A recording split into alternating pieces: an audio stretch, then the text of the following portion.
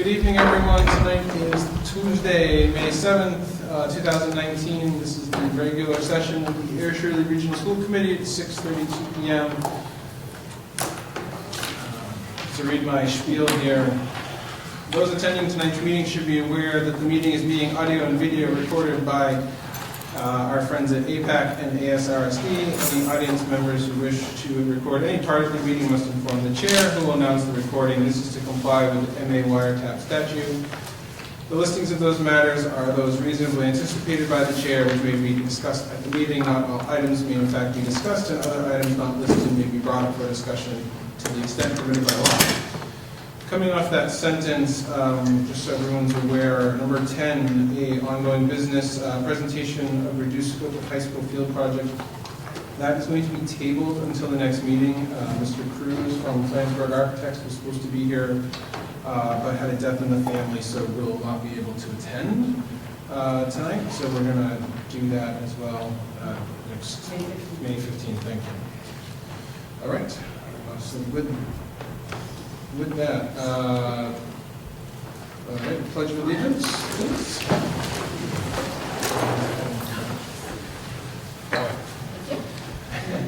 I pledge allegiance to the flag of the United States of America and to the republic for which it stands, one nation, under God, indivisible, with liberty and justice for all.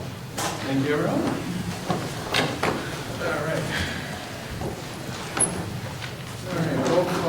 Mr. Leone? Here. Ms. Richards? Ms. Richards here. Jonathan Forge here. Ms. Granger? Here. Ms. Simmons? Here. And Mr. Quincy? Here. All right. Next we have our showcase. Are they on the way? No, we were informed by Mrs. Govain that they would not be able to leave the area tonight. Okay. All right. No worries. So items are dwindling as we speak.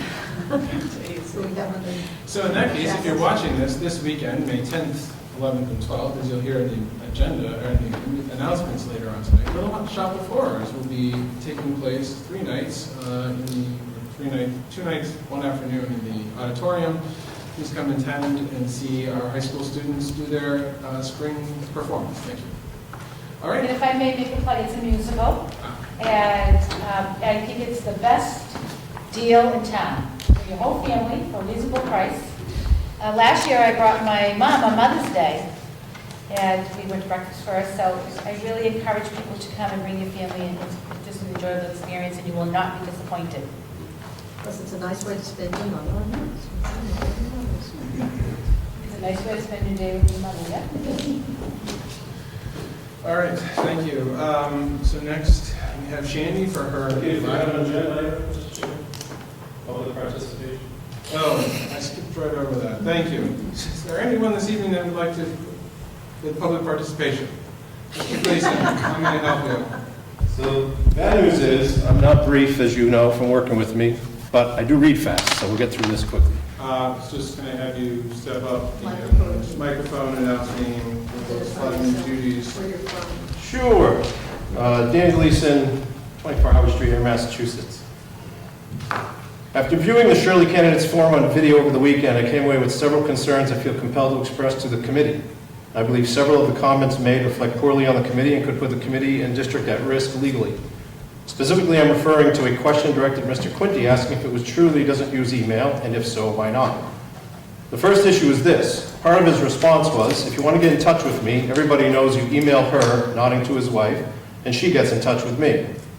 I remind all committee members that your emails related to school committee business are public records per Massachusetts general law. As an MASC representative informed me today, if the email account is used for emails related to the elected official's role, it is public record regardless of who manages the email account. The district and the committee have statutory responsibility to ensure all emails are retained and accessible should there be a public records request from a member of the public, or worst case, a lawsuit. Being able to comply with statutes is not something to be taken lightly by this committee. Mrs. Quinty is a fine person, but she is not the elected member of the school committee. Her husband is. He is responsible for properly handling email related to his role as a school committee member. Is she properly retaining and archiving any emails related to Mr. Quinty's school committee role? Or is she deleting things once she has informed her husband of something that came to her inbox? This is why school committee members have district-issued email accounts. District IT can ensure can ensure all email is archived and accessible for any public records requests. MASC informed me that this is certainly a best practice that they recommend. Individual members being responsible for making judgments on what emails in a personal email account must be kept for public records matters is not a best practice. Having your spouse do this for you is an even worse practice and could put the district at risk. Dr. Malone, as District Records Access Officer, are you confident you could produce all relevant emails from all school committee members? I won't make you answer that in public here tonight, but I think it is something you need to strongly consider. The second issue is Mr. Quinney's response as to why he does not use email. First, there was a somewhat tongue-in-cheek comment that the problem with being on a school committee is that people want to talk to you about school matters. Some of his examples were a kid's playing time in a sport, a matter with a teacher, or a SPED issue. He said if he got involved in these matters, he would be cutting off the legs of administration where these matters belong. The problem with that response is simply accepting an email into one's inbox does not undercut anyone. School committee member is the public face of the district to the community. You should be open to all forms of communication from the public. Nothing requires that you then personally act on the matter. In fact, a school committee member should absolutely not get involved in any of the sample matters Mr. Quinty mentioned. In the enumerated duties of a school committee member, policy BBAA, number 9 states the duty is to, quote, refer questions and complaints to the proper school authorities. So the excuse makes no sense. All of those types of matters should be referred to the superintendent, not acted on by a school committee member. In my tenure, when a community member brought me an issue through email or otherwise, I would first refer them to the appropriate administrator, for example, building principal, AD, or superintendent, and then I would inform the superintendent so that she could investigate and follow up. Some matters were trivial or ended up not being true, but others proved to be real issues. By being informed, Dr. Malone was able to ensure corrective action was taken and, if necessary, meet with or call a parent or a community member to follow up. As the supervising body of the superintendent, school committee members help her be informed and do her job better. Along the same line, what if the email was a complaint about the superintendent? As her supervising body, each member needs to be current with any issues, real or perceived, the school community may have with her. A matter may have started in a building at a principal level and then got escalated to the superintendent. What if the individual was not satisfied with the superintendent's response and was escalating to the school committee via an email? Back in December, I requested a refresher workshop on school committee member roles and responsibilities. To the best of my knowledge, this has not taken place. Based on the candidates form in Shirley, I suggest you add a public records refresher as well. And while you're at it, add a superintendent annual review process refresher, since not all members participate in that process as mandated by the Department of Elementary and Secondary Education. Thank you.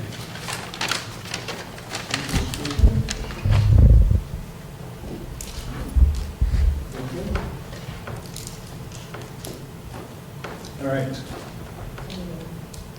What's that? Any other public? Yes, anything else? All right, thank you. All right, Shandy. Sorry to delay that. You're up, and you're wearing your Northeastern sweatshirt, which coincides with your decision day photo. So, do you have a decision? Yeah, I chose Northeastern. There you go. Nice. So, update on May. We recently had prom at West Virginia PTA, which was great. Currently, we're working on the mural. It should be done by the end of this month, so that'll be cool. Oh, can I say something about that? I went to see it the other day, and it's coming out wonderful. Thank you. Nice job. I have actually a picture of it, but all the staging's in front of it, so I never figured it out. But you guys are doing a great job, and I'm very happy with you. Thank you. And then this week is Teachers Appreciation Week. So today we brought around like a little snack cart so the teachers got to like choose snacks and like it was cute. And then Thursday we're having like a raffle, like we have different raffle baskets. So we have a movie basket, like a get well basket, an outdoor picnic basket, 2 other baskets, and then we're raffling those off. And then on Friday they get their like teachers appreciation gift. So that's cool. Exciting. The sports. Sorry, is that something the student council does, senior class, who organizes that? Nice. Athletics is doing really good right now. All our teams have like a winning streak. The boys track team is 8-0. The girls track team is 5-3. The baseball team is 5-3, and the softball team is also 5-3. Sports are doing great. So senior class has day trips coming up because we can't do an overnight trip anymore. So we have the Red Sox game, Apex, and then Six Flags coming up.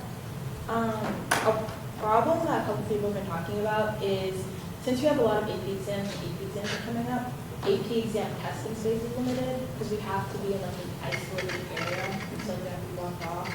Last year we did it in the music room because the music room is soundproof, but it displaced the music students for like 2 weeks, and then they had an important concert that was coming up, so like that was super long for them. So this year, I know AP Gov took their test in the conference room, but if you've ever been in the conference room, it's like a really small space, so like that was like kind of hard.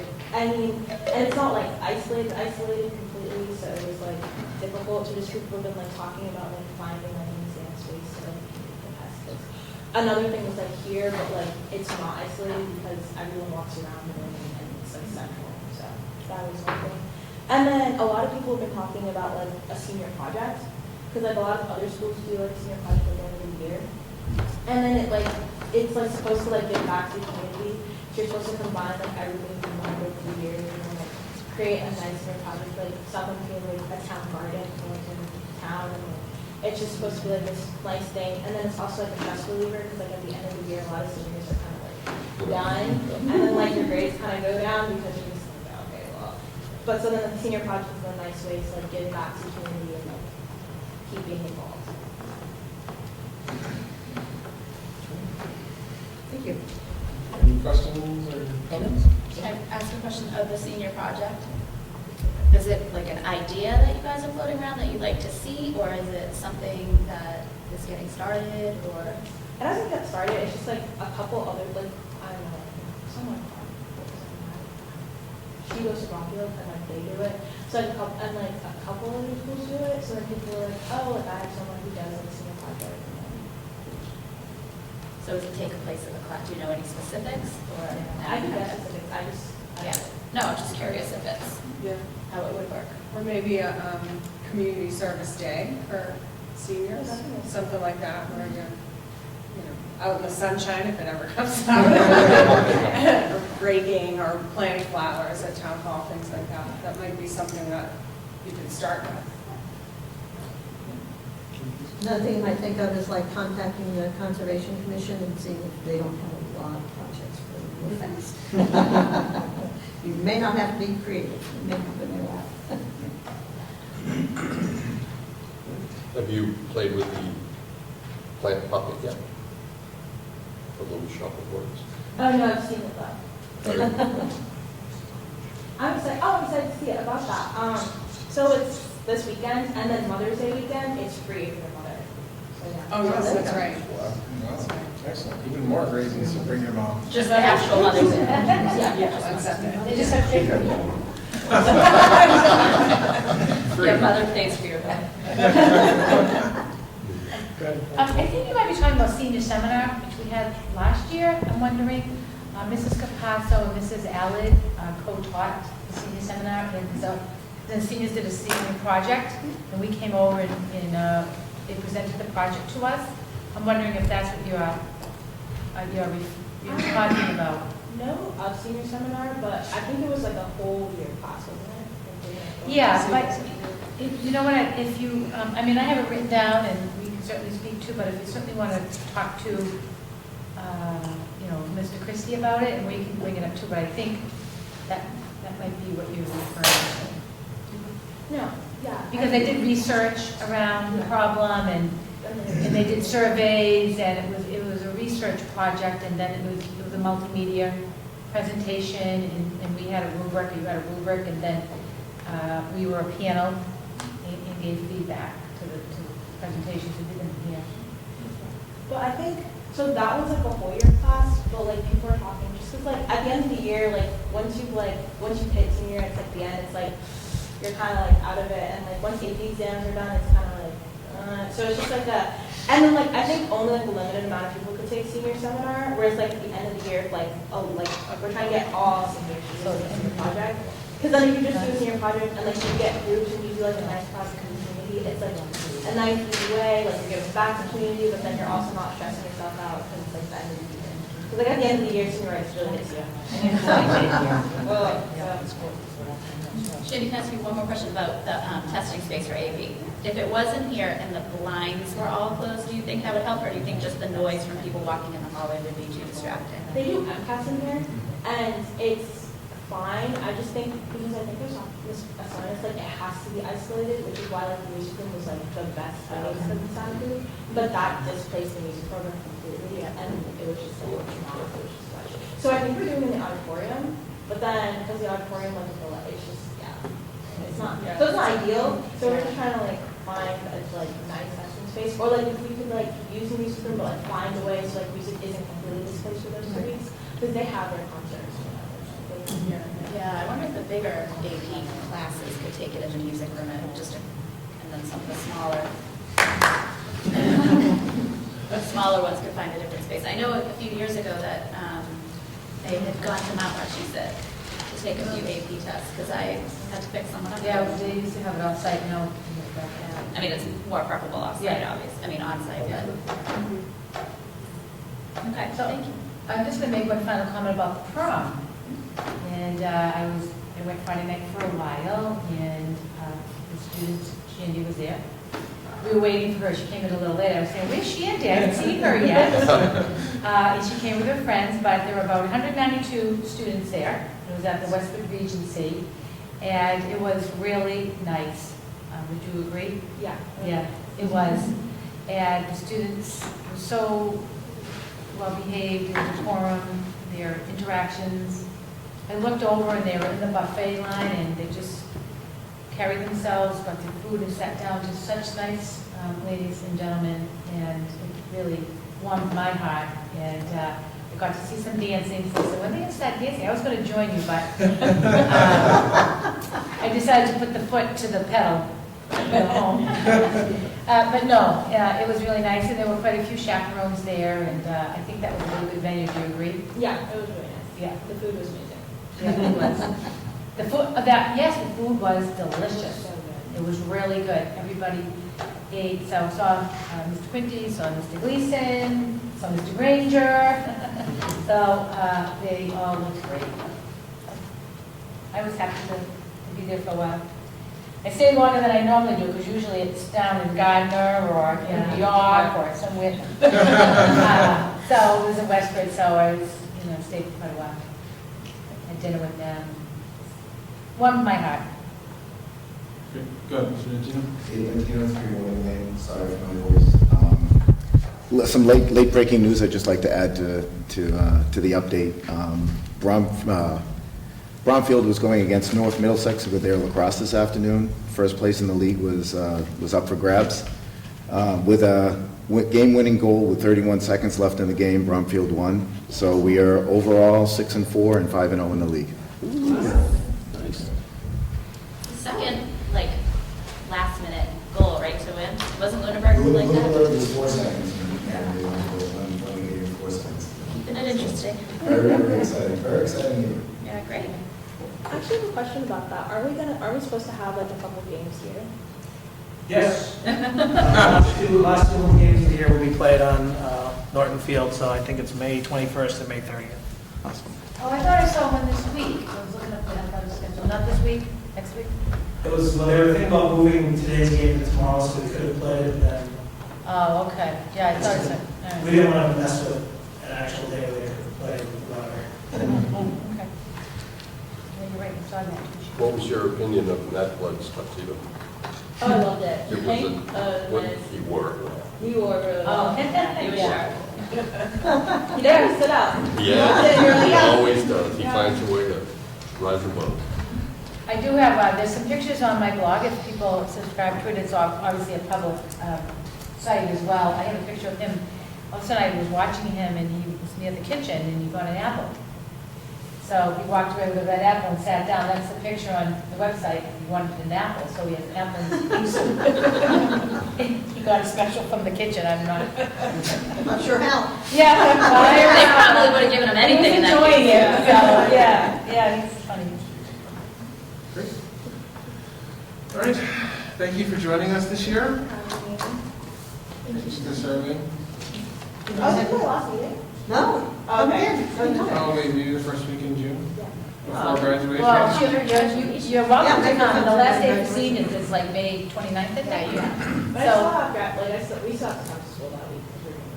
So you want to come to the last meeting? Please come. Yeah. All right, June 4th. Okay. It's a Wednesday? Yeah, Wednesday, Tuesday. no, it's Tuesday, because the graduation is the 7th. Graduation Yeah, is the the senior 7th. cookouts. Okay, well, if it becomes too much, just let me know. Thank you, Shannon. Thank you. Have a great night.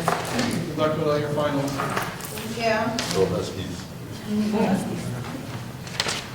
Except when they're playing BU. In the meeting. All right. Next, we have our consent agenda this evening. We have approval of regular session minutes from April 24th, executive session minutes from April 24th, not for release. A warrant memo this evening which contains a biweekly AP warrant of $210,852.93 and a biweekly payroll warrant of $593,234.34. There's also out-of-state field trip requests that Dr. Malone will brief us on right now. Sure.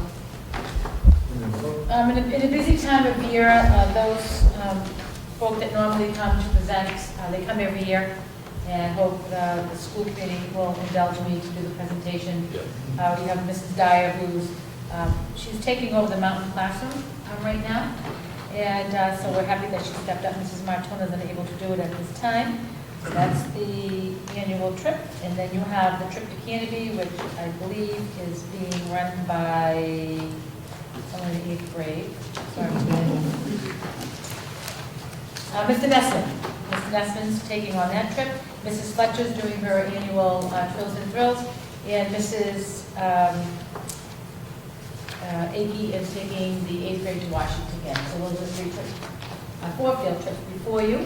We have all the information that we need, such as telephone numbers and rooming, and so on and so forth. So if the committee has any particular questions about those trips, I'd be happy to answer them.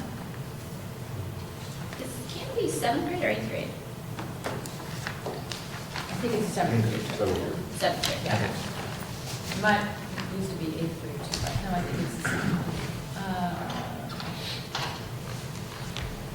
Our agenda just says 8 and 9. I thought it was 7.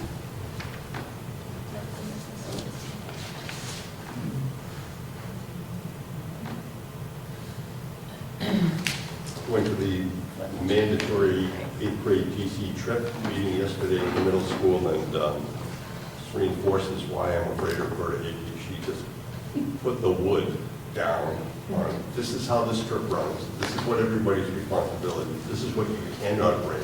If you violate any of this stuff, it's just not going to work. Yeah. Are there any questions about the field trips? Concerns? Well, these are great things for kids to do, so that's it. On the minutes for, I don't know if it made it to your electronic copy, I was missing page 8. I don't know if it came through for the regular session minutes for April 24th. Are they in your electronic file? Page 8. It might just be a printing thing. I just want to see if you guys have it. It actually goes to page 9. Right, 8 is not. Yes. Right. That one page didn't break. Right, because we had made changes on the bullying policy, and those were not. Maybe we'll get page 8 and just pull that out, just approve them next time. You want to just table that until next time? Yeah, we do have it. But if we want to table it, it's fine. We can do I have it. that. You have page 8.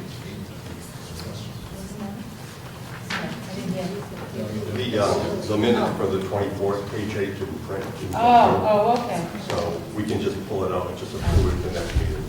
If we get page 8, because it covers the policy that we made changes to.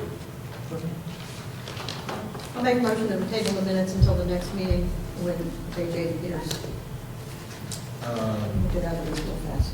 That's fine. I'm just trying to remember how we do this when we break them out of the. I think you have to do it individually. We do. Okay. So there's a motion on the floor to table so we will take them all in order or individually.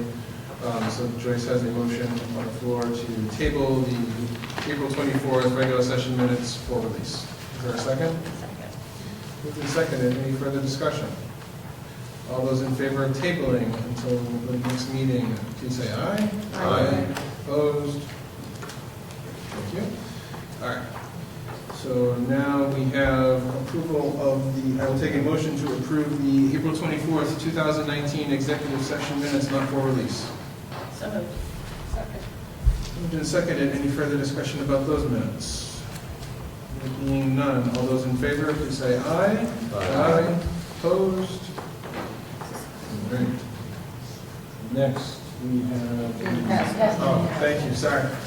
Next, we have the warrant memo. I will take a motion for that. Mr. Chairman, I make a motion that we approve the warrant memo, and I'm sorry, I don't have the date in front of me. I did it a minute ago. I don't know. April 29th. Thank you, April 29th.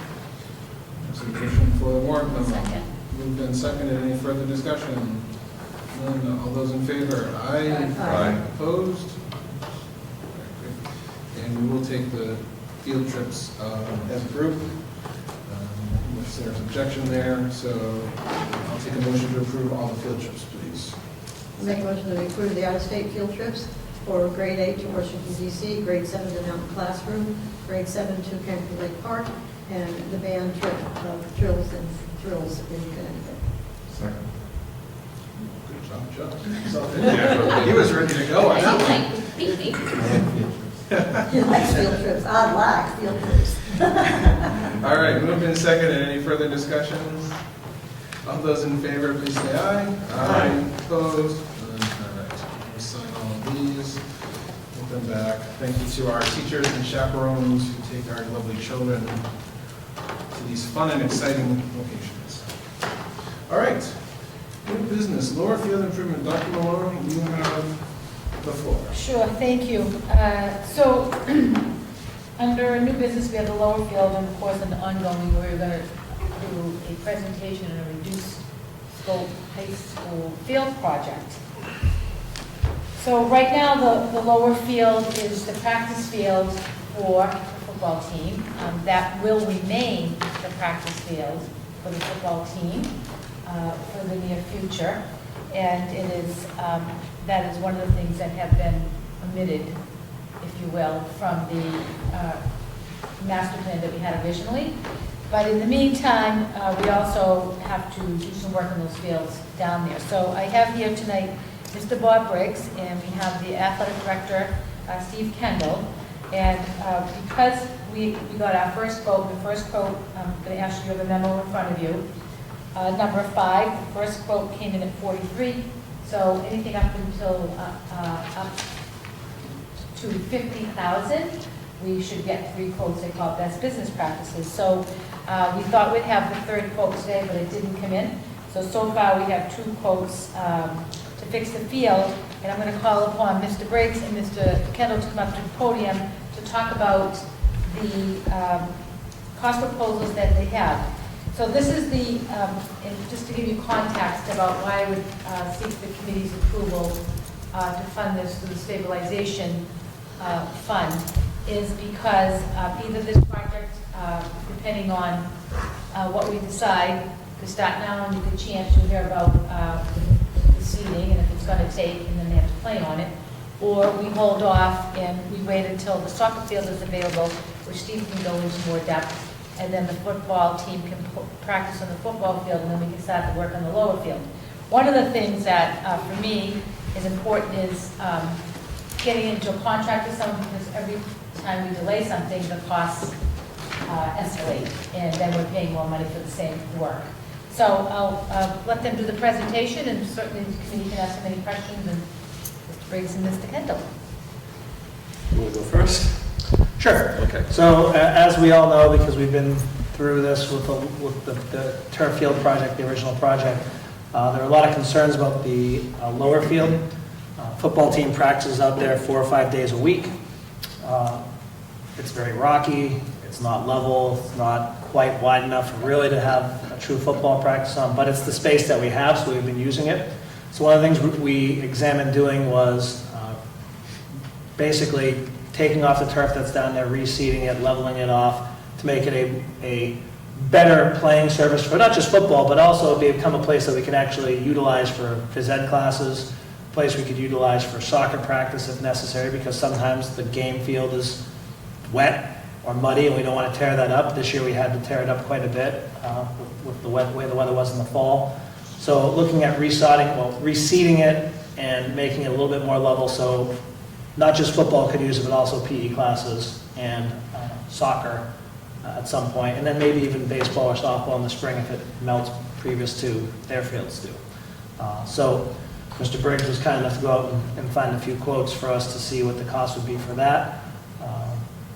As we look forward to making it a better location for more people to use it, not just for football practice, safer for football practice, but also for our PE classes, give them another option rather than just the football field or the game fields, because in the spring when they're out there, I try to convince the PE teachers that being on the softball or baseball field the day of a game is not the best idea, because we're out there working on it, trying to get it ready for games, but you want the kids to be outside for PE classes as well. So it'll give us another option for PE in the fall and the spring as well. So if you're not familiar with the SWAT, Mr. Briggs, Bob Briggs, Facilities Coordinator for the district, it's down in our northeast corner, lower section of the high school campus. It's a nice open grassy area, but it does have a flaw, but it's not an uncorrectable flaw. The slope of that land is pretty significant. So for football practice, if you could imagine a receiver running out to the sideline for a pass, he's actually running downhill from the quarterback. So the quarterback's got to adjust his throwing motion to make that completion. This is what they're doing 4 or 5 days a week to get ready for a game. Then they get up on the game field and it's a totally different scenario. We knew it would be, a large-scale project because it probably would take some fill being trucked in, which we know is expensive, some heavy equipment machinery to go out there and level the field. But we thought this is really worth looking into, and we need to do it. We need to look at it. We need to realize the scope of it and see if we can do it. We talked to a few contractors that were very good. They understood that we wanted to be as efficient about it as possible. One contractor realized that he actually thinks that he can scrape off the loam, level the gravel material that is there, and then screen the loam, reapply it, and get the hydro seed down. So, realizing that the trucking of material into the site would be the largest part of the cost, we were able to look at things a different way to try to be as efficient with the project as we could. So we got the two prices, hoping for a third one to compare to in the near future. And if you have any questions for me, please ask. I think I covered everything. If I could, so you have two quotes. If you could talk about the quotes, who they're from, and me a little bit more detail. Do you have them there with you? Yeah, I do. Okay. So maybe we could, share them with the committee if Okay. they want to look at them. But for right now, who did you get quotes from for right now? The first company that came out is a company called Milestone Excavating. This is actually, Phil was able to make this connection for me. A former football player, former student of our school, his dad, actually I think it's his uncle that runs this company. So I gave him a call, he came out. He was the first guy to look at it. Milestone Excavating is the one that came in with the higher number of $43,648. But again, he was able to devise a plan where we didn't have to bring in additional fill, and we really contained the costs of doing a project like this. It was a great bid. And then the second bid I got from Glenn Hines Excavation, who's an associate of mine that I've done work with in the past. I wanted to call him in and have him take a look at it, which he did. And the third one I contacted is somebody that Jeff Thomas from Air Parks Department referred to me. And we've been talking back and forth, but I actually haven't got the proposal yet. Let's point out that Glenn Hines is the one who did the work on the football field this spring. Correct. Yeah, so they came in and rolled the football field this spring. It was in a little rough shape after the Thanksgiving Day game. After I got through with it. But if you've been out there, you can see the nice work he did on the drains and rolling the field so the field's nice and flat for track and throwing javelin. And for the lacrosse games, we'll be out there in a couple of weeks. The company did a nice job. I was out there with them quite a bit as they worked.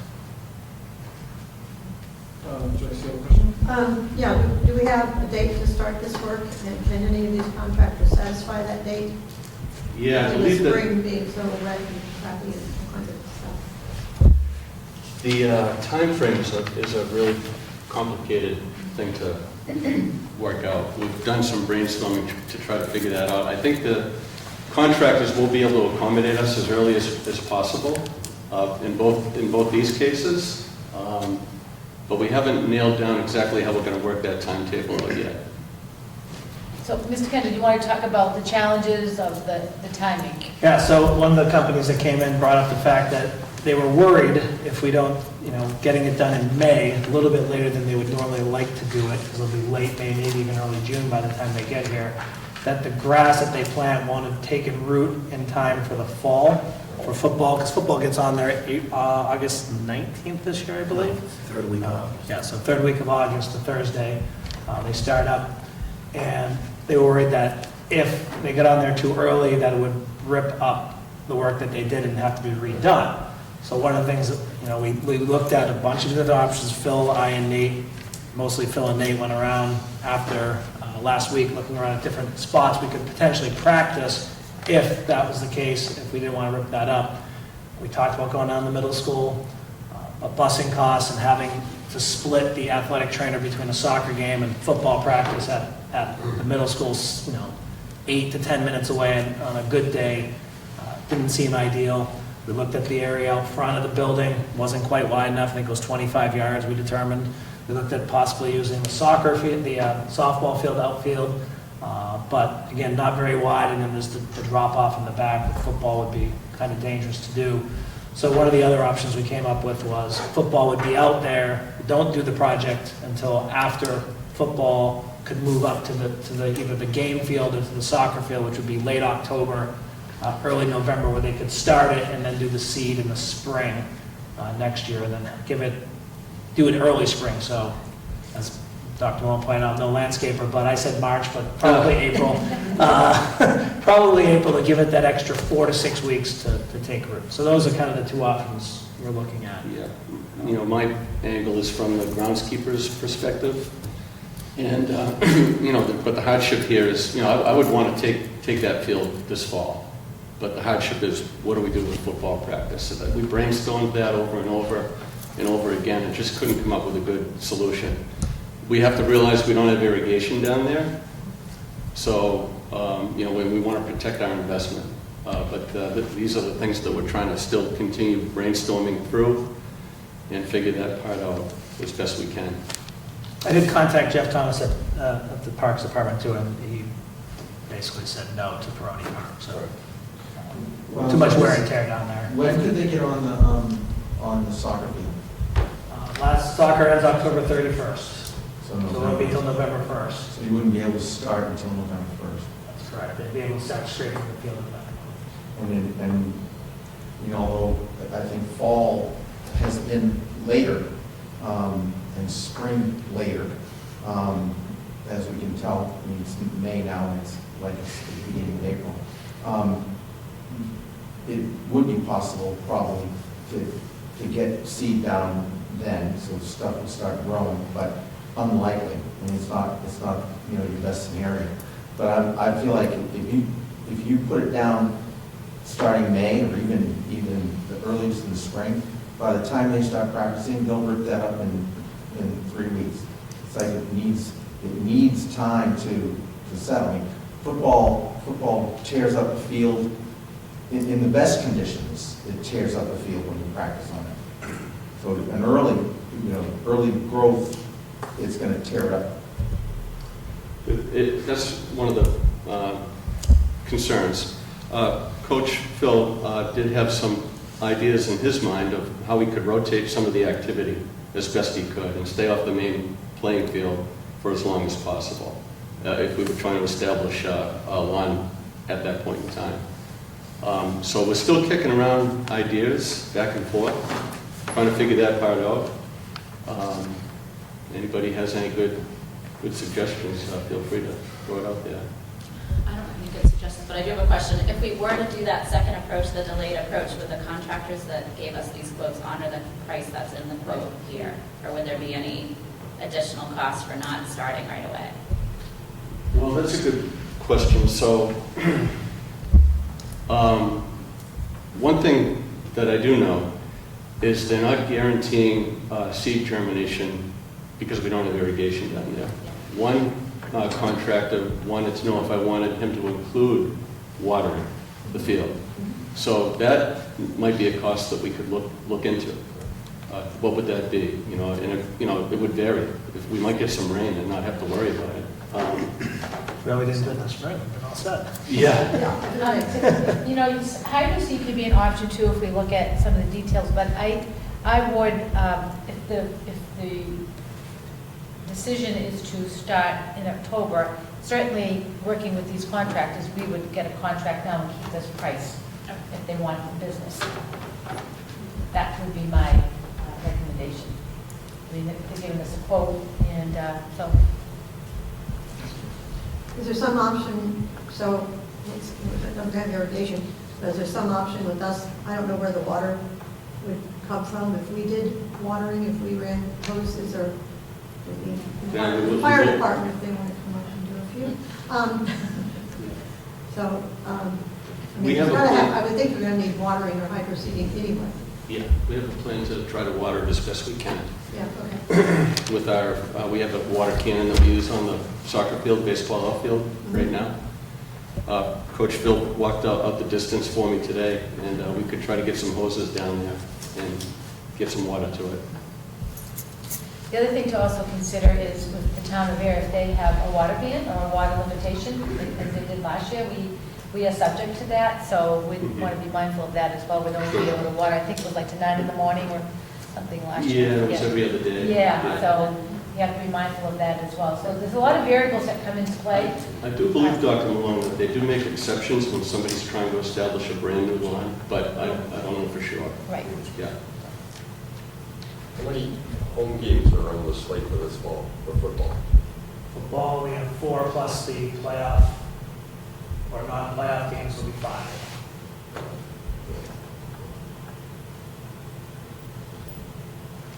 Mr. Gleason, do you have a question?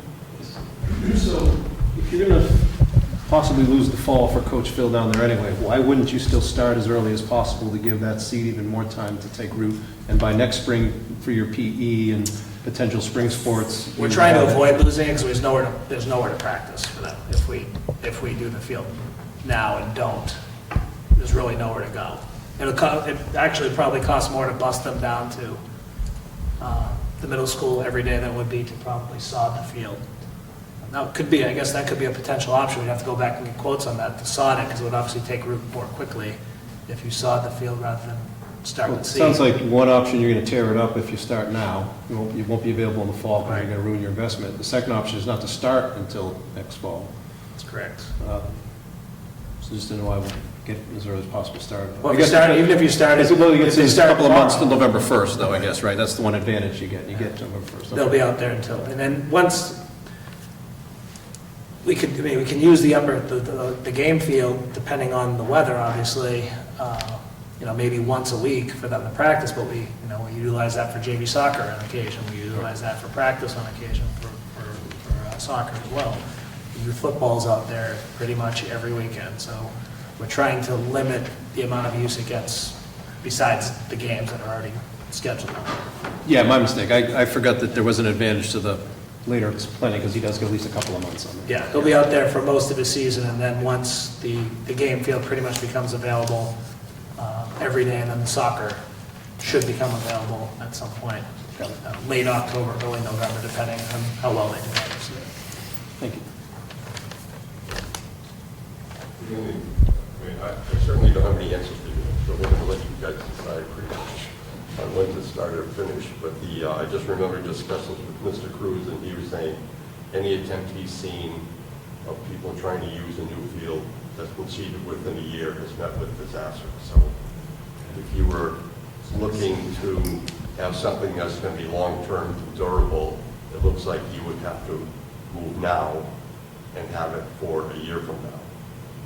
So if doing it, trying to do something in the late fall, you're going to get no spring growth. They're going to be limited. They might be able to put a rye down there and then have to do slice seeding with an athletic mix afterwards, but you're still not going to have the root development you're going to want the following year. So it sounds like to me, we're kind of boxing in a corner where you may have to do it now or as soon as you can, and then wing it for this fall. Do the best job you can if multiple locations will fall, or you'll have nothing. It'll always be a problem. Yeah. That is a good point, because even if you planted in the fall, you still wouldn't be able to play on in the spring, and it would get ripped off because the root system would not be developed, and it wouldn't be, and Mr. Ford Cruz did tell us that, even with the plan that we have, we're gonna, it's not just missing one season, because you have to have a full, growing season. That's why it's important to get started on this stuff now, so that time is of essence, so, so that those would be, considerations. I mean, sod is very expensive, but once we get the 3 quotes, and then we sit and we meet with the companies to talk about what exactly they have in their proposal, and how do we counter and use our business savvy to ask for things that we like and take out, whether it be a hydro seed, or whether it be sod, or whether it be the watering piece or whatnot. What's the timing on sod, though? Even if you put down sod, you probably need to sit off the field for a Yes, you considerable would. time. I think so. So the more expensive is not getting you any better timing. And it sounds like you need to start the project now, and Steve, you need to get creative with Okay, scheduling practices. There's nowhere to practice, that's the thing. So if we put them on that soccer field will be gone by Track. the end of September. Because you have the days of soccer games, there's nowhere for them to practice. The cost of buses approximately from here to the middle school will be approximately $150 a trip. So if you bring them down and just drop them there, which is not ideal because you want to come there and back, that's at minimum $300. That's this year's prices, not knowing what next year's prices will be for busing. You run a huge risk of not having the athletic trainer on site at football practice, or not having the athletic trainer on site in a soccer game, either one, because he can't be. Nate's good, but he can't be in 2 places at once. Those are the 2 big concerns for me. And then this trainer access after school, because there will be a time limit on what they can use those fields behind the middle school because the practice field for youth football is used at 5:30. So they'd have to go here at 2:30, which means they wouldn't be able to see Nate for treatment after school. They'd have to come back to get treatment with Nate, which is fine with Nate, but that's where we have to provide busing in both directions. Sorry, Justin. Go ahead. Trump you here. That's right. Practicing off-site, you wouldn't need it for those first 2 or 3 weeks, right? Because First 2 days, because after that soccer starts. that's the gap. It's basically about 3 extra days. And in fact, next it's being voted on at the MIA meeting whether or not to start all spring sports on the same day. So if it doesn't come this year, it's coming next year. But it could be a possibility. I was trying There's to some that all start the same day. how many weeks of busing are we, so you're looking at $1,200 a week for busing. Yeah, so you're right, the first 2 weeks, because we could stagger the practice times. Okay, so you might get away with it there. So you're looking at about 9 or 10 weeks of busing. Yeah, basically September, October, those two months basically. I would say about the sod, if it became affordable, is less time for it to grow. That's right about instant sod. It's thick carpet, you have to water it and maintain it. But I think the time that you can't plan on is less than if you seed. Yeah. So, I mean, those are things we'd have to make as we work with the cost estimators on the project, but. Mr. Dendino? Just one third consideration. You have the cost, you also have the athletic trainer availability, but also you would lose out on the study hall that is currently offered to the football players because of the amount of time that it takes from a football program perspective. Coach has offered up a 45-minute study period directly after school prior to practice. So if you had to schedule in busing to go to an off-site, that probably would wipe out that additional academic benefit. There is, sorry. No, go ahead. Well, there's definitely some collateral damage to, for a year, for a season. That's what we're trying to sort through right now and figure that out. Yeah, go ahead. Let me just have Bill finish, Bob finish his talk. You'll say. A quick note on the quote from Milestone, it does expire on June 15th. I haven't seen the Heinz one, but it does expire, so I would imagine it escalated costs that we waited.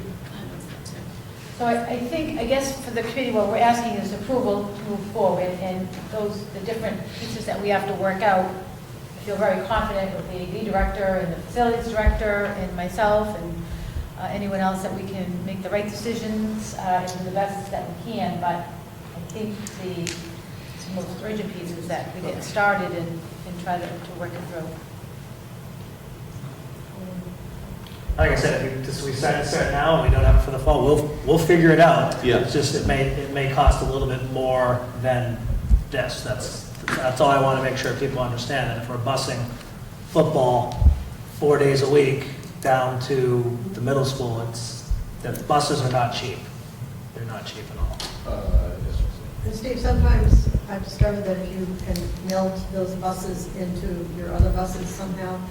It's going to be difficult. It's hard. I couldn't even do it with middle school baseball, which has 13 kids on it. I don't know if we'd be able to fit 27 or so right now. I mean, we might be able to.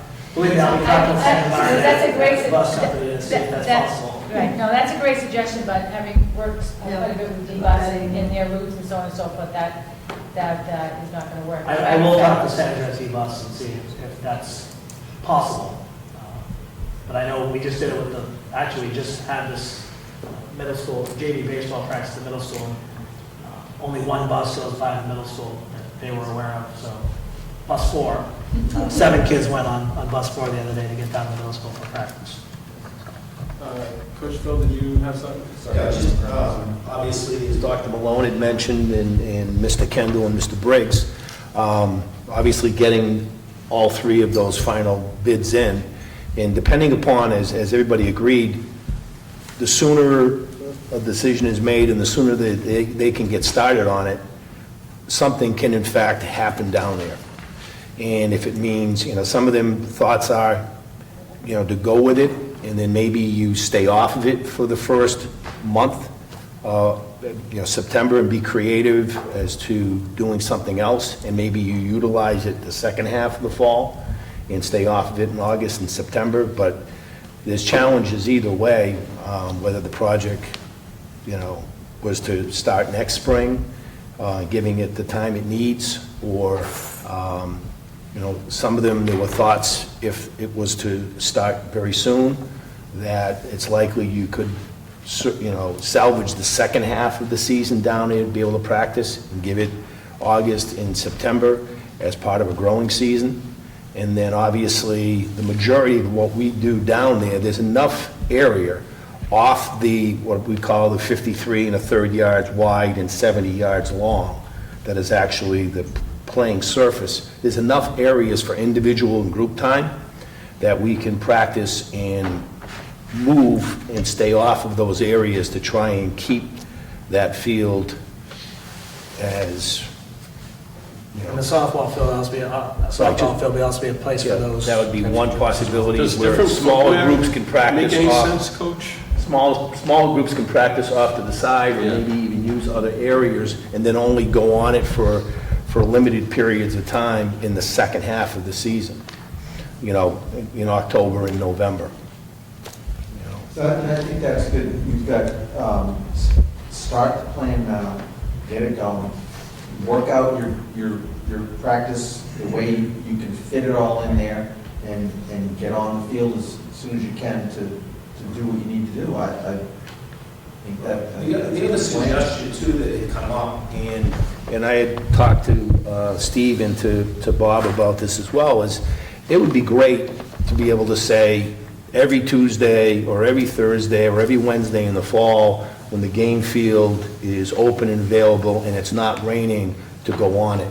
But to go ahead and know that you have a structured practice on a Tuesday or a Wednesday or Thursday, and you've tied yourself into the game field and it's going to rain, why do I want to go onto the game field and chew that up knowing we're going to play a game on a Friday night or other sports teams, soccer's going to go on there so it's a wild card. It isn't like you're in Southern California where it's not going to rain for, 40 days.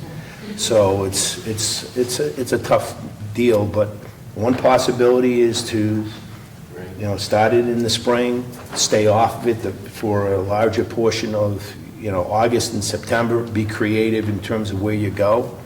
But at some point in time, it will end up being a much better situation, as Mr. Kendall said, for PE classes to use or other aspects of if other aspects of the project, do go forward.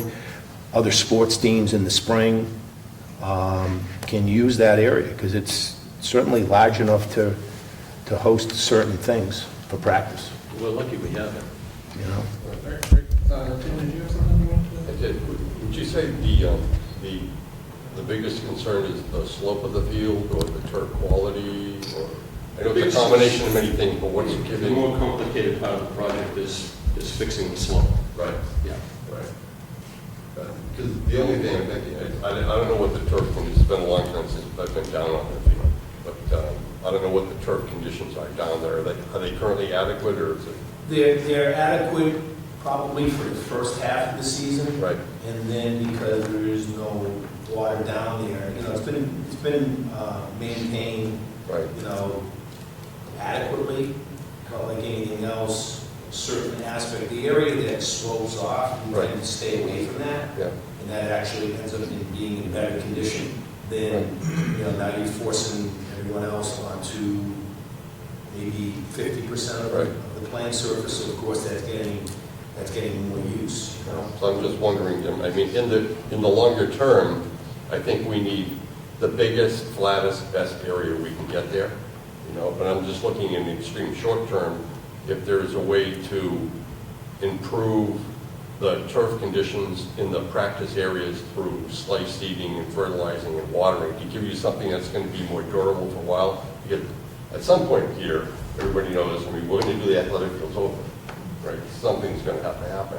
And then you're going to have, hopefully, an artificial turf surface and more playing area that will handle the traffic. So if there's something in the short term, we can spend some money on seeding and fertilizing and water the existing field, fixed. If there are some major defects that have to be fixed, take care of those areas.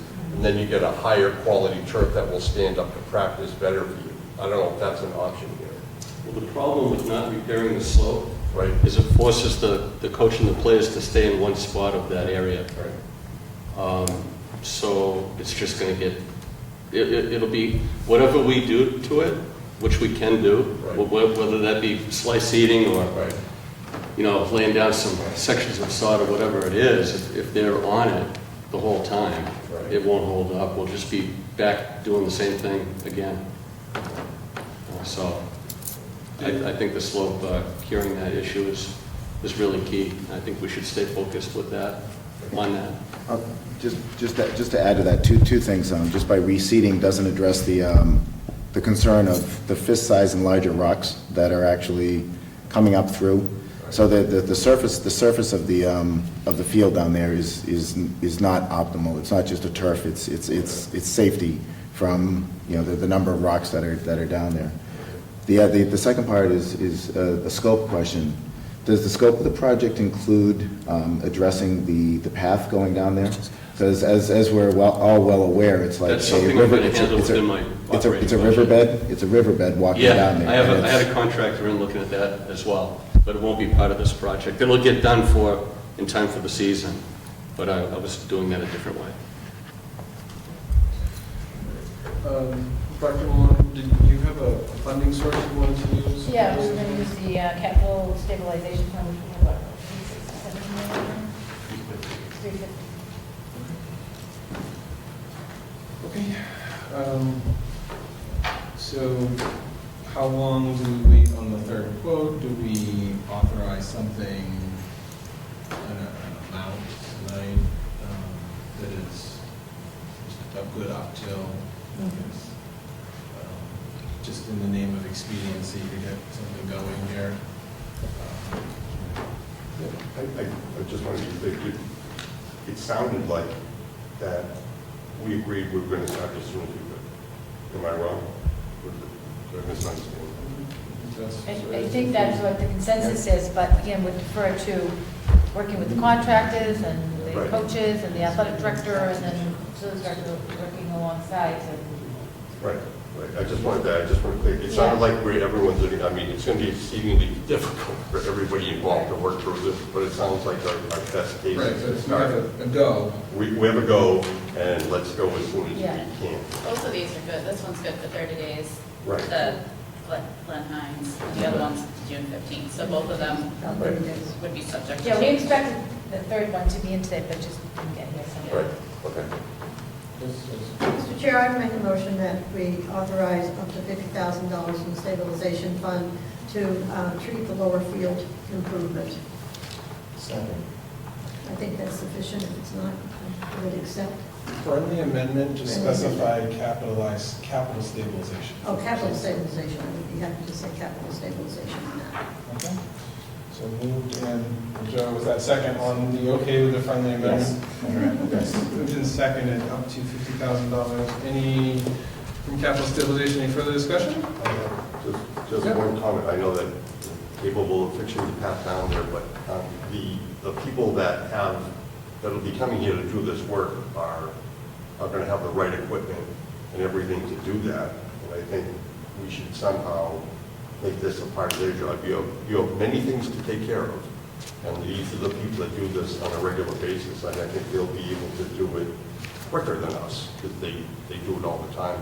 And there's a way that we can roll that into the full board of doing an addendum. Bob, you weren't going to do the work yourself. You were going to have someone do it in your budget. I had another contractor pricing that part of the job out. Right. So the funding. There's some flexibility there. Right. I mean, Oh, you're talking about the slope going down? yeah. The path going Oh, down, yeah, it washes yeah, out all the no, time. yeah, So okay, if we're going sorry. to bring heavy equipment on site, they're going to have access to everything with the field and the path. I'd like to see them just group that together. The contractor I was speaking with is a paving contractor. And he was going to lay some, and compact some regrinded material down there. Yeah. Yeah, that sounds good. That should prevent it from washing out every year. I think that's, so just to tidy this up, I think with the $50,000, it gives you a little play if you can get it in. Okay. Great, personally. But otherwise, I think we still have capital stabilization funds. If, I know towards the next few weeks, you'll be putting together your big list of things to do. We can always, if we need to, the summer fund projects, right, that may require some use of capital state funds, so we can always, or other funds, we can always put that in there as well if we need to address it. So, thank you both for I your. really appreciate it. Thank you. Have fun. Hold on. Oh, wait. All right. All those in favor, please say aye. Aye. Opposed? All right. Now you're good to go. Thank you. Good luck. Have fun. Hope you find a field. We will. We'll figure it out. And Bob, I expect to see you out there 5 o'clock in the morning watering that down. All right. Thank you, everyone. Dr. Malone, you have school choice recommendations for us this evening. Thank you, Mr. Chair. In your packets, there's been some guidance. You have a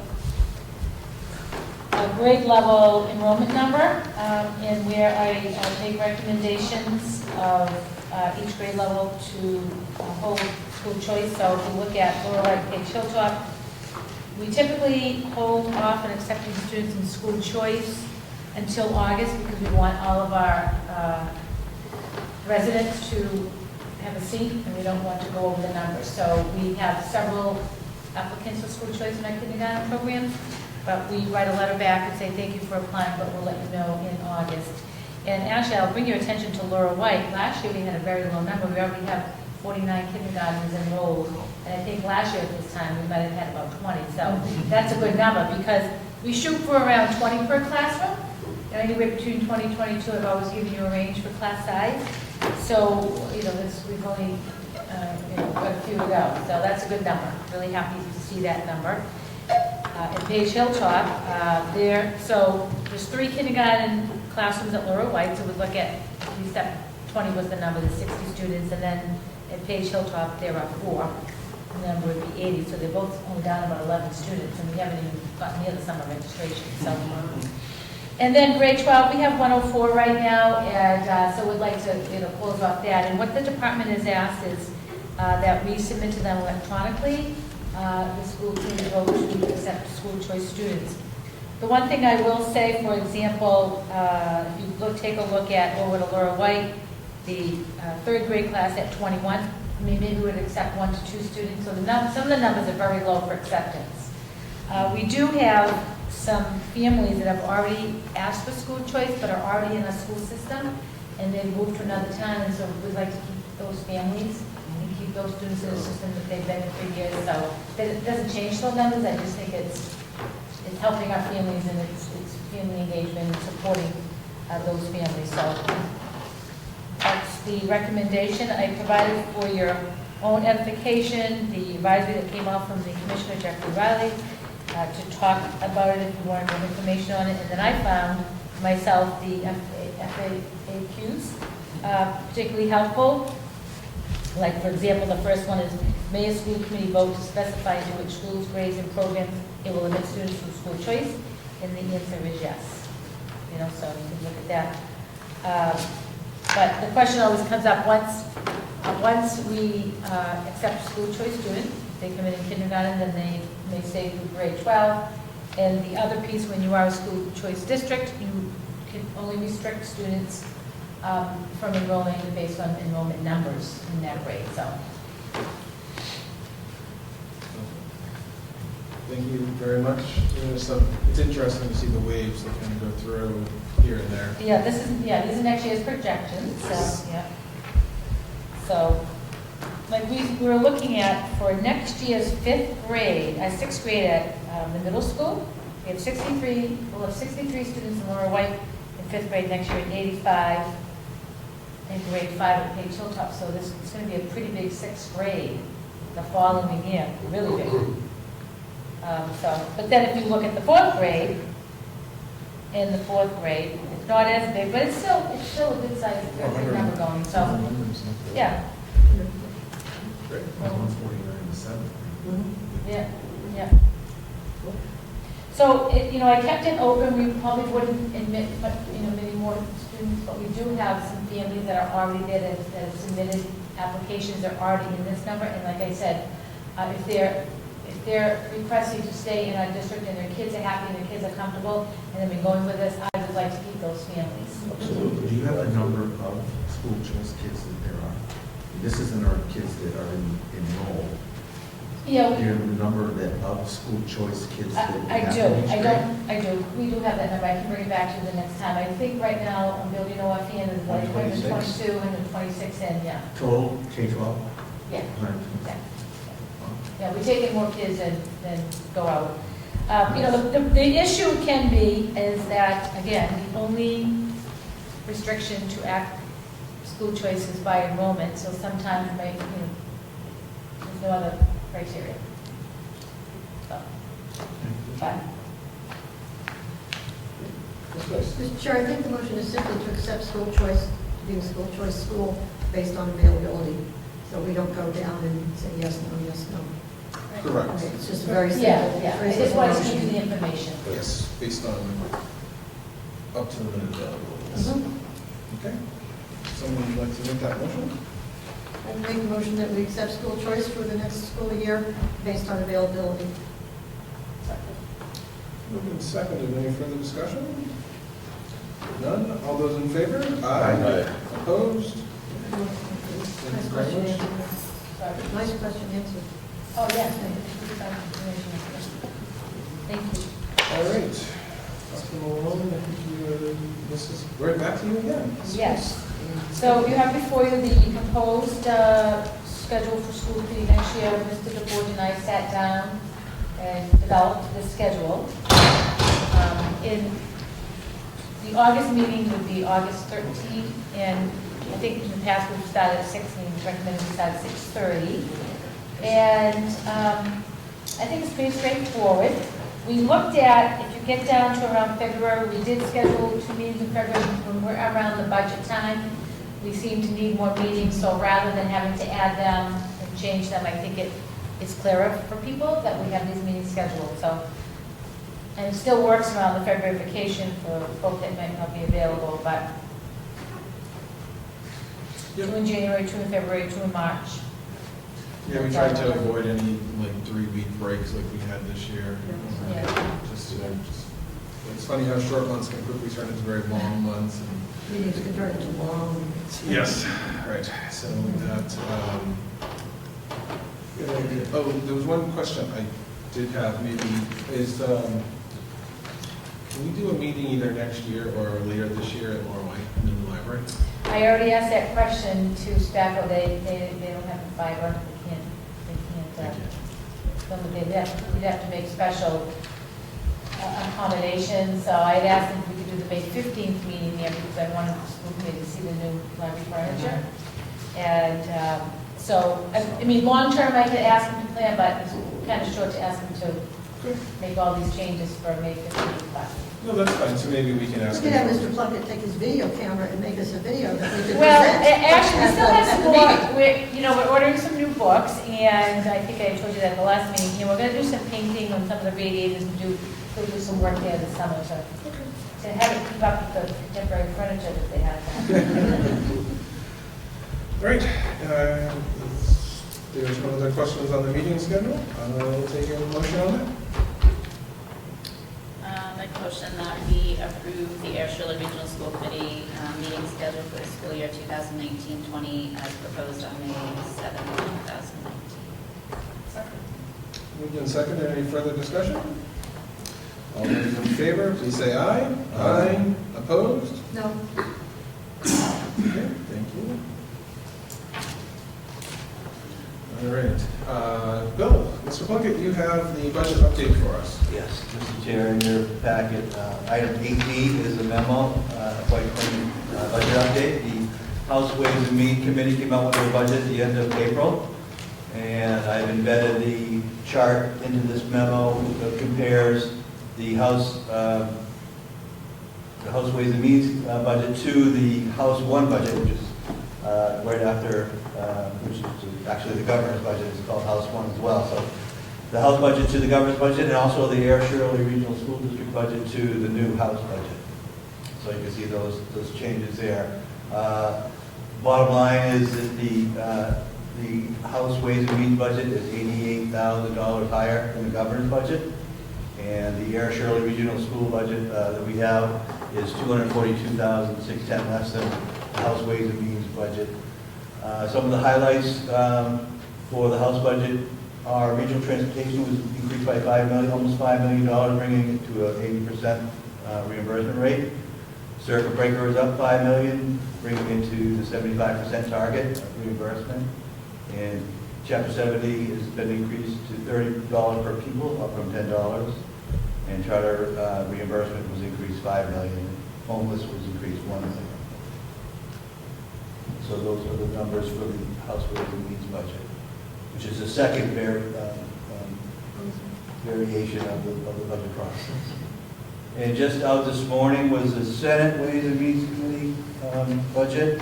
And we just have some notes because it's an executive summary. We don't have the numbers down into the cherry sheet yet. So some of the highlights from the Senate Ways and Means is regional transportation is the same. Circuit breaker is up another $16 million. Charter is down $111 million. And homeless transportation is down $1 million. So even though they bumped up circuit breaker $16 million, we still had $12 million in reductions. And Chapter 70 stayed the same at $30 per pupil. And those are some of the highlights right off the executive summary from the Senate Ways and Means just out today.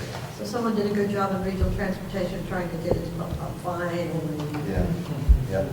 All of our representatives are working hard on that. Mhm. So that's one of the things they always talk about. Do you think those are going to hold the circuit breaker and the transportation? What's your feeling on that?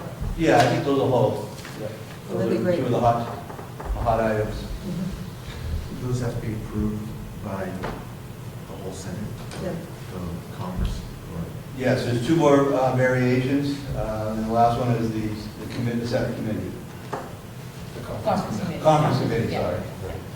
So you have So sent- we've got until July 1st till we get our final, in theory, final numbers. Then it has to go to the governor. Right. Senate Be committee, decided, yeah. conference committee, and then they get it. So a lot of approvals to come and stuff. That's why we don't amend the budget. Yeah. But at least we're not looking at 40% Right. reimbursement on transportation right now, at least we're looking at a little And higher. I'm going to show you my superintendent's comments, like a 4-minute video that they produced in regional transportation to help, so, Okay. yeah.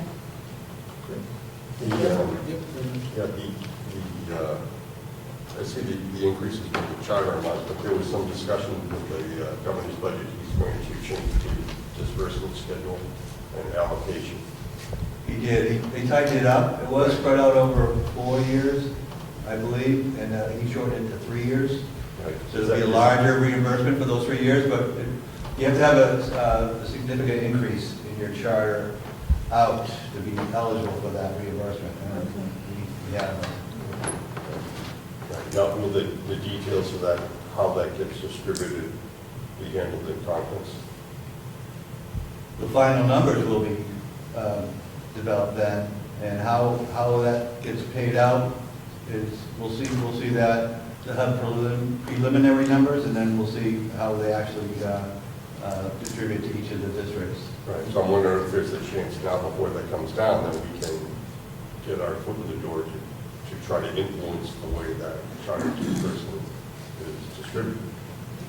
Rather than letting them tell us what it is. It's not decided yet.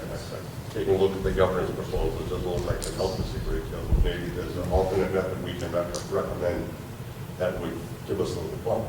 Right. And that would be the time to bring it up to our representatives. So if it's going to go to conference, they have a working sheet that might help us. Yeah, certainly you can write to the legislators Right. and do that advocacy, so if anybody wants any information, I have some bomb letters as well. So tell us what we want, Bill, okay? So you work it out, we'll sign it, and then we'll just beat them down with it. Basically, we're just getting the facilities aid every year, Right. which is a flat amount for wages and things like that. Right. Thank you. We look forward to them as they work their way through and Cross our fingers. cross our fingers. Exactly. At least they're not reductions, because that's obviously Yeah. one cause of concern, right? We're on the, Those are the highest numbers we've seen recently at this Yeah. point. They've been, they're huge. so when you start cutting, then you need to worry about the budget that you have proposed for us. Okay, so Dr. Malone, your superintendent's report for us Sure, this evening. thank you. Teaching and Learning Professional Development Series. We're in the midst of scheduling our summer professional development series for educators. The plan, the professional development opportunities were put out by Mr. Cleary this past weekend. He writes, we have a variety of offerings this summer in our catalog, from mindfulness strategies to book studies and universal design for learning and everything in between. Although summer is often a time for reflection and recharging, it's also a time for renewal and rejuvenation for educators. Providing a mixture of internal, external, blended, and online offerings provides our educators with a variety of options to choose from. Title I will have summer programming again this summer, as we have special education and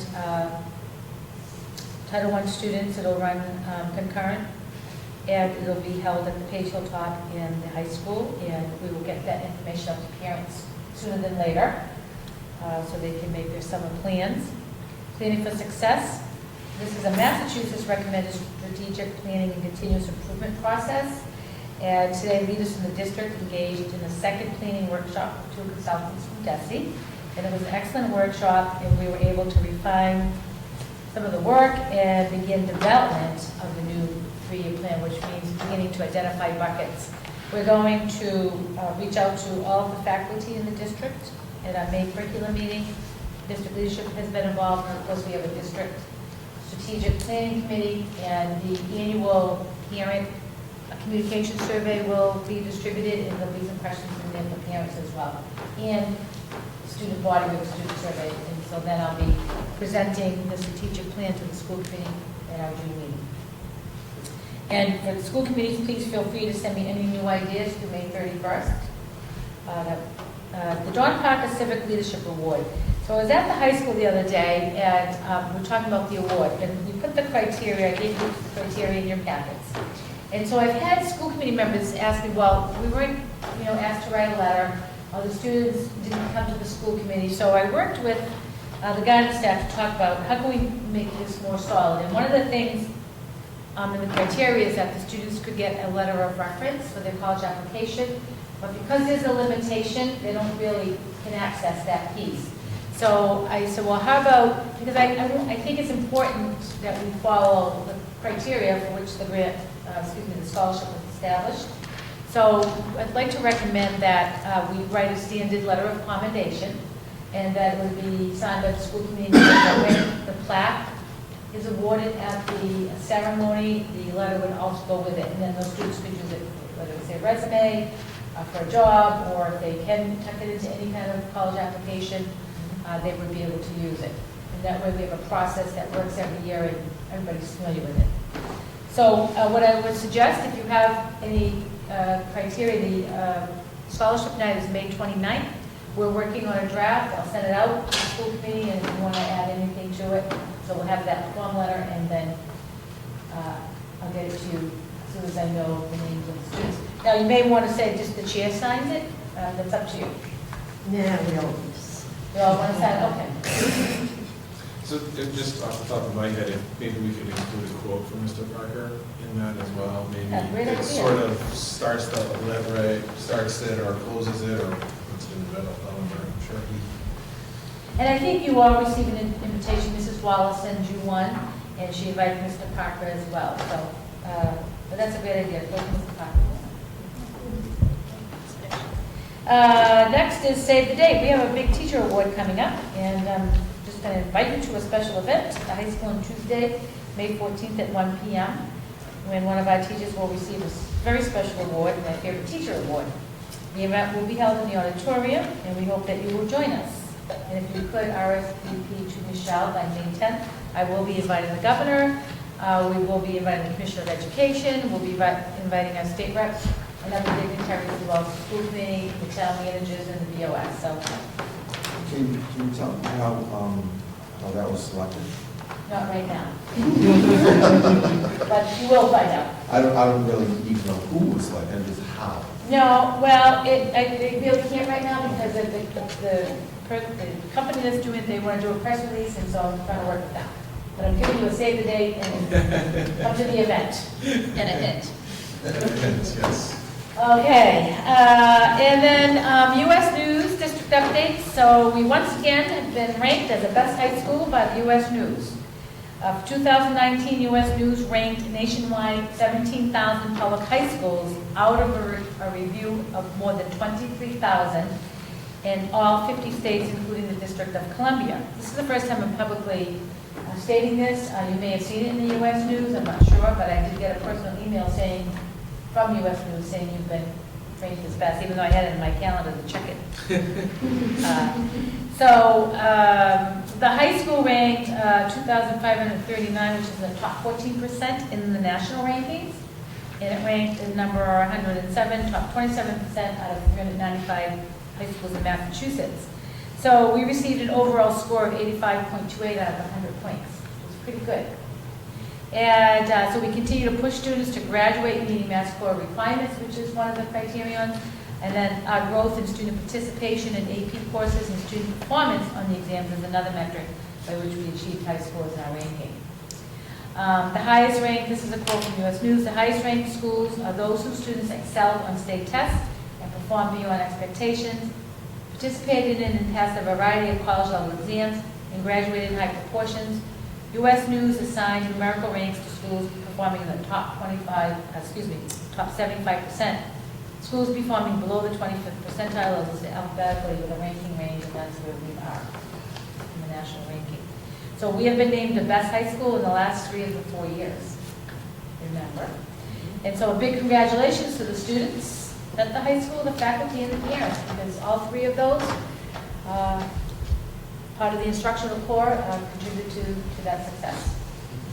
And then I just included in, and it will be something we'll look at after, but because it came after the agenda was done. So I don't know if you're familiar with the case in Natick where there was a lot of controversy over public participation. So our legal firm sends out education alerts, and I put it in your packet. If You can read it. I gave you our policy, and I gave you Mass's policy, which are very, very similar. Basically, people can come up and speak, and as I wrote in an email is that, so the superintendent of schools is the only person that will be publicly evaluated and basically publicly criticized. Everyone else is exempt. Really, if you read this, there's some limitations on what you can say about teachers and other school personnel, but the superintendent is an exception to that. So I wanted you to be aware of it. I laughed. You like that? I think it's, yeah. It's also That's why we have thick skin. No, it's interesting because even with the Massachusetts Supreme Court case that sort of dictated what you can and can't say, there's still some subjectivity of what is considered inappropriate or disparaging, right? There's not, and you just never know. But So, anyways. so we can put in another agenda for more discussion, but I wanted to give you the information first. You could read it and then let me know which direction you'd like to go with it. Okay, if you think our policy should change or not change.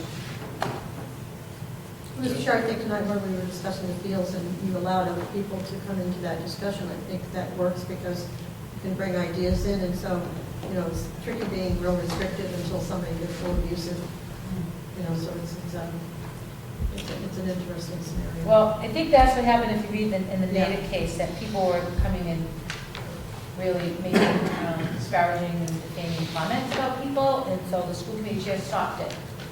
And so they took it to the board, so anyhow.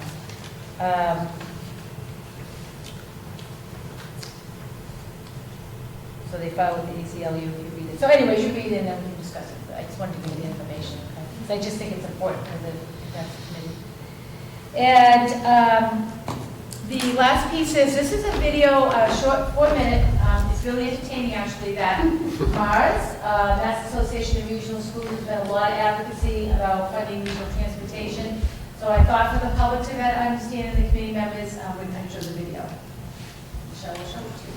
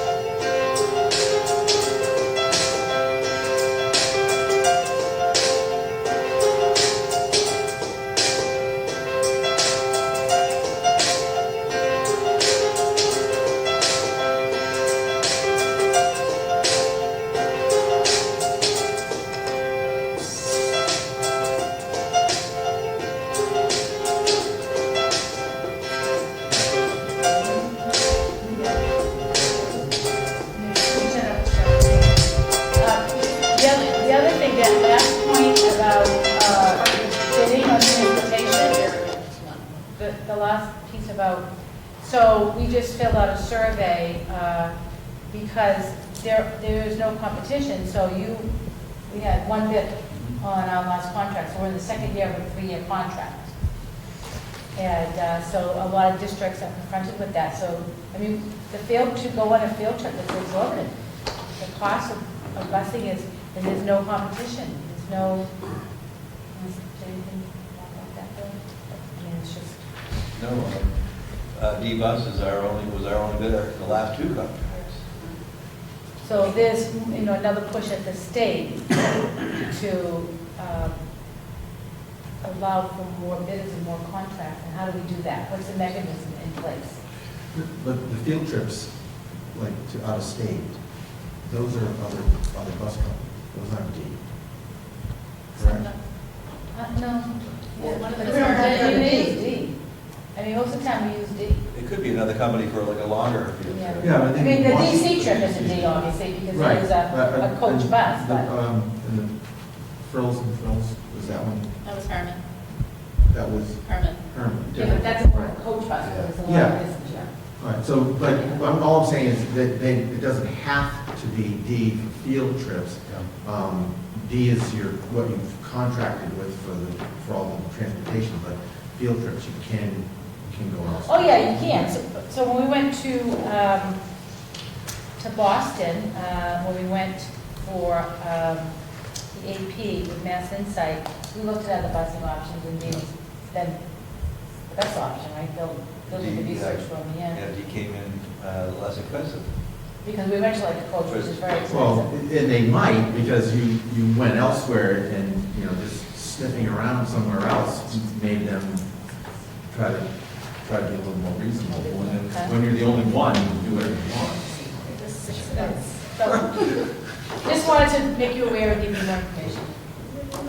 Sorry, Michelle's suggesting that we buy buses and Well, Mine says I- buses, and all of us I- drive one. Kelly, Fletcher, and Middleton, we've talked about that. I will tell you that. We haven't followed up with one another, but we've talked about that. Seriously. And, I was gonna write that in the survey, that buying a bus or vans to share, be borne, the cost share be borne by districts is a viable option. Yeah. Certainly. Concord Carlisle was that way, and there were discussions about it, but in the long run, the initial startup would be a healthy fee, but, buying the buses, they're not cheap. But, then you have your own company, and it is pretty, savings. But there's a lot of administration. Well, I thought, there's a lot of liability, but I thought Littleton had their own fleet because their names were on the bus. but No, they- the they're not. company just puts the name. Yeah, that's great. Yeah. Anyways, Thank you, Dr. Malone. sure. Look forward to the meeting. Yes, Jim? Just wanted to bring up, we had a National Honor Society induction just last week. A brand new crew came in. I spoke with Jen Benson afterwards, and she feels she really has to up her game because the student speakers that they had were like frighteningly good. So she said, I'm really glad I get to go first because I didn't want to have to follow that addition. So all 4 of the speakers, I'm biased, of course, but all 4 of the speakers were really put some thought and imagination into what they were putting across, and their content and their delivery was first rate. very nice ceremony, as always. Right. Moving on, as I said at the beginning of the meeting, we're going to table number 10, ongoing business on the field project to the next meeting next week. Policy subcommittee items, we don't have any tonight, but I'm sure we'll have some more second reads coming. I think next, we have our animals. Yes, there we go. Cool. All right. There we go. I love the next one. Yeah, that'll be the next, she's gonna come next week. Oh, good. Chairman's notes, I don't have any this evening. I don't have any other topics not reasonably anticipated 48 hours in advance. Joyce, you're here, so you get to... I want to thank whoever went through this while I was gone. That'd be me. Thank you, Michelle. You're welcome, Joyce. It was a flashback to me, it was fun. I didn't know it was going to be this long, I probably would have left it for you tonight. But that's fine. So right now, we are in the middle of Tuesday, May 7th. I don't even know what time of day it is. What day it is. You stay home for 5 weeks, you don't know what day it is. Not that I knew before, but anyway. May 8th, progress reports issued to grades preschool to 5. Good luck, kids. Monday, May 13th, we have 2 annual meetings on that Monday. The AIR annual meeting, town meeting starts at 7 o'clock in our auditorium. And the Shirley annual town meeting starts at 7:15 in the Shirley Middle School auditorium. So good luck to everybody there. Wednesday, May 15th, the school committee meeting, 6:30 at the Air Shirley Regional Middle School. Thursday, May 16th is robotics banquet, 6 to 8, right here at the Commons at the high school. How'd they do? Do we have? They didn't get to the Worlds or. They made the WPI. Good for them. Good for them. It's a very, very, very hard thing. Sunday, do we have somebody in the audience who would like to speak to the Janet Bresnahan Run for Education? I would invite you to stand up and introduce yourself and give us that plug. Yes, bring yourself up to the podium. I was going to have you do it after the meeting, but No, we'll do it right now. after the. 9:30 is registration, so 9:30 Carry on. registration. Yes, we are, I'm happy to report we're well ahead of our normal numbers for registration. We're closing in on 200. woohoo. So we'll get an email reminder out starting tonight for anybody that wants a t-shirt. It only goes through the first 300. Any communications that you can send from the school, I know we already have it going to the regional announcements and several others, but if there's anything, we have a very close partnership with Mr. Deppie. He's wonderful about supporting the race. I would say we probably do have opportunity to get better partnership with the middle school and the high school principals. I just don't know what the communications It goes are. every week in the high school newsletter. Okay, great. It's also going to be out every week in the weekly update.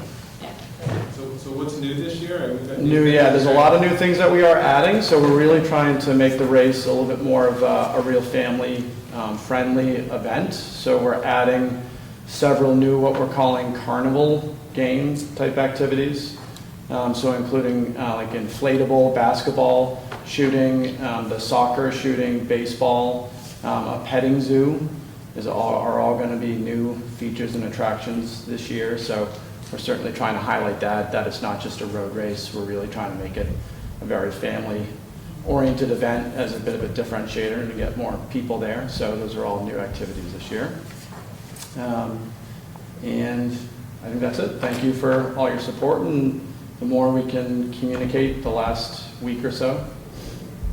So can I ask a question about you're doing the tot race this year? Yep. So what age is that? I'm going to bring my grandson. Yeah, ages 1 to 6. Yeah, in the okay, top. good. I couldn't think of the ages. I don't know if that's abuse or not. Here, go, grab it.